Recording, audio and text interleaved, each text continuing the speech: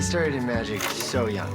I created effects for Copperfield and David Blaine when I was in my early 20s. It was amazing. A lot of the time, I couldn't even believe what was happening.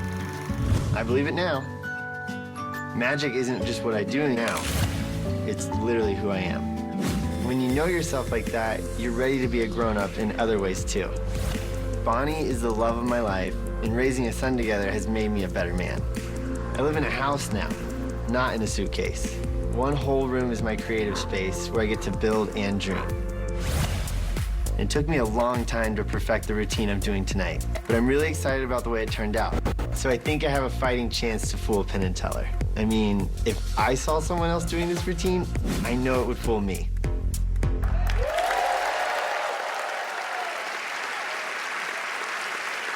Give it up for the magic of Vogt. Thank you. Thank you, thank you, thank you. Hello, Penn and Teller. Thank you for having me back. I actually have a trick that needs 3 people. So Brooke and Penn and Teller, would you mind joining me on stage? Give them a big round of applause. Nice to meet you. You can stand roughly about here. Penn, you can come over here. Good to see you, sir. Tyler, good to see you. You can stand right here. Perfect. Here we are. Okay, I've made a prediction over there in that envelope. First question for all of you is there are 3 stools and there are 3 of you.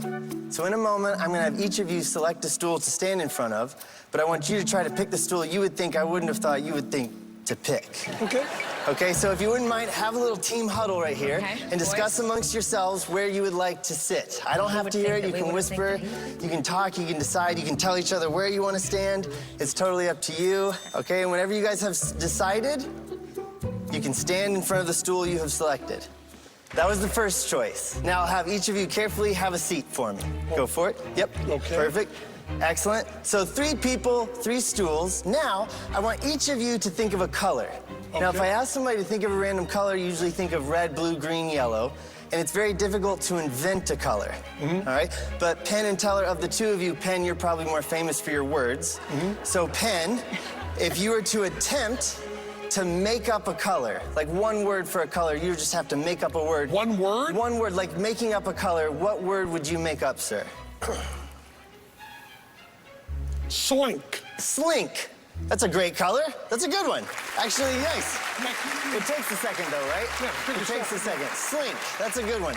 Now, to make it easier for you and Brooke and Teller, what I did was I went to a paint store and I took 100 different samples from the paint store. Now, in a moment, I'm going to go down the row, and I want each of you to reach in and take 1 out. Okay. But I don't want you to look for your favorite color, so look to the side, reach in, and select 1 color. You first, Penn. Make sure they don't stick together. Make sure you get 1. They're kind of sticky. They are sticky. And once you have one. All All right, don't let me see it. I'm not letting you see it. Okay. Brooke. Don't look. You can just reach in, make sure you only have 1. Don't let me see it. You've got it?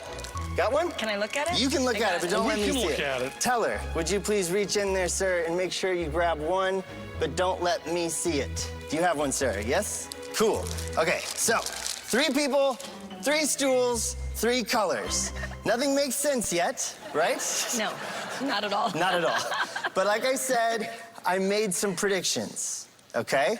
Now, the first prediction I made was over here in this envelope. Okay. And I've gone nowhere near this, right? No. No. Yeah, now. I have now, yes. This is for you, Penn. Would you hold on to that with the color? Excellent. And what I thought would hopefully happen before I came out here was I was hoping that Penn would be on the far right, then Brooke, then Teller. Pretty good? That's the warm-up prediction. Good. Okay? The next thing is those colors. Okay, I'll come down here first. All right? Teller, if you wouldn't mind, would you please hand that color to Brooke so she can say it out loud for us? I might need Brooke, your glasses, would you please Penn. read that color out loud? Cloudless. Cloudless. Okay, I'll take that back from you so you can see. This is Teller's color, cloudless, right? Now, it looks like a light blue, but it's not called light blue. It's called cloudless, very specific. Now, what I didn't tell you guys was when I went to the paint store, I didn't just take those samples. I bought 3 cans of paint, and I painted some stools. Oh. Teller, would you please stand up for me, sir, and take 1 step over here to our left? Excellent. Ladies and gentlemen, we're going for cloudless or light blue. Could I get a drum roll, please? Drum roll. That's right. It's cloudless. Yes. Thank you, sir. Perfect. Brooke, would you please tell everybody what was the color you selected? Outgoing orange. Outgoing orange. I'll take that from you. Not orange. Outgoing orange. Brooke, this is for you. If you wouldn't mind, step right over there to your right. Okay. Ladies and gentlemen, we're going for outgoing orange. Drum roll, please. And outgoing orange! Boom! You can have a seat, Brooke. Wow. All right. That's my favorite color. Penn, I bet you have no idea where this trick is going.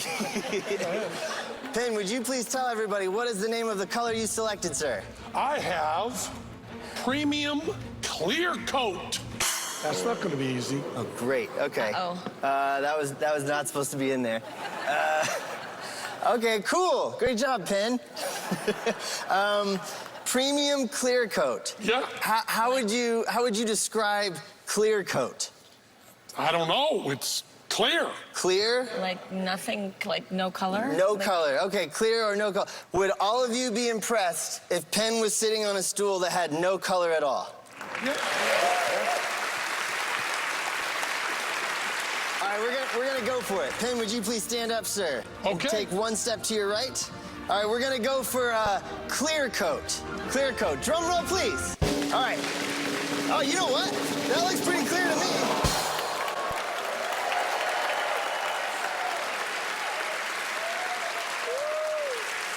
Now here's the thing. I told you I made a series of predictions, and there's actually one more thing I predicted. And what I did was I wanted to make sure you knew it wasn't printed, so I wrote it in pencil, and I wrote it inside something, and I wanted it in plain view, and so I've had Penn hold onto that envelope this entire time that's now on the floor there. Yes, sir. Mm-hmm. Would you please tear that envelope open? Okay. You can rip it open there. It should break open on the seam. Here we go, just like this.